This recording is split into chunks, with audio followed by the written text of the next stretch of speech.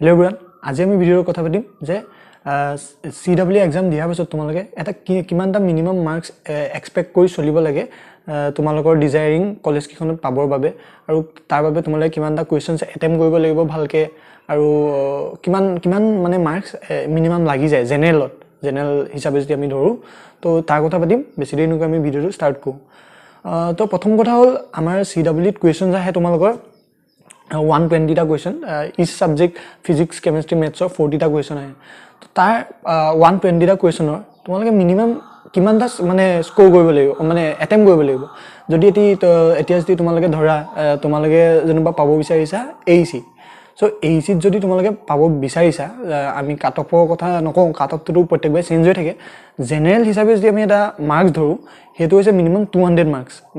একদম মানে general marks যদি আমি ধৰো 200 মাৰ্কস যদি তুমি পোৱা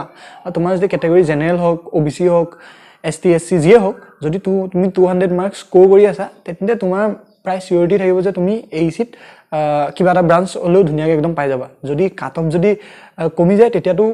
কবই নালাগে তুমি হিমানটো মাৰ্কসত বহুত ভাল ব্ৰাঞ্চ পাই যাবা হেতু কাৰণে আমি মিনিমাম কোৱেশ্চন কিমান স্কোৰ মানে এটেম্প কৰিব লাগিব যদি সোৱা তুমি 120 টা কোৱেশ্চনৰ 120 টাৰ ভিতৰতো 120 টা শুদ্ধ কৰাটো একদম মানে প্ৰায়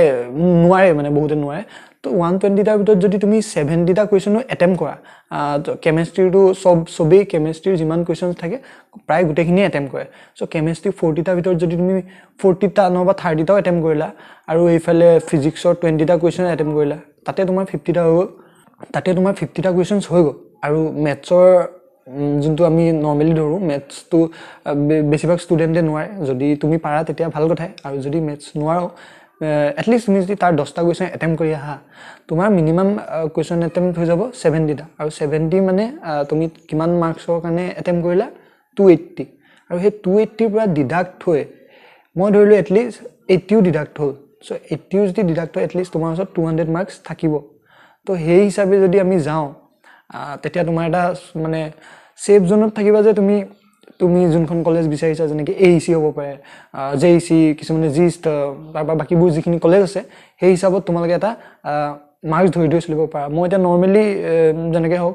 AC যদি তুমি পাব বিচাৰিছা তুমি ধৰি যোৱা যে তুমি মিনিমাম 200 মাৰ্কস স্কোৰ কৰিবা বুলি তাতকে কম বেছি হ'ব পাৰে তো খালি তুমি নিজে এটা মানে ধৰি মিলি চলি যোৱা যে মই 200 মাৰ্কস এটেম্প কৰিম যদি JC পাব বিচাৰিছা জাস্ট অলপ কম 150 বা 160 ওপৰত তুমি পাম বুলি ধৰি যোৱা মানে পাম বুলি যদি হিমান ধৰা এটেম্প তুমি তাতকে বেছি কৰিব লাগিব যদি জিষ্টত পাম বুলি ভাবা 100 110 তাতকে ওপৰত পাম মানে হিমানটো পাম বুলি ধৰিবা আৰু এটেম্প তাতকে বেছি কৰিবা তাৰ পৰা বাকিখন কলেজৰ কাৰণে 100 মাৰ্কসটো মানে 100 মাৰ্কস যদি তুমি পোৱা যি কোনোবা এখন কলেজত সিট পোৱাটো প্ৰায় কনফাৰ্ম থাকে খালি হেতু নকৰিবা বেছি কোৱেশ্চন এটেম্প কৰিবা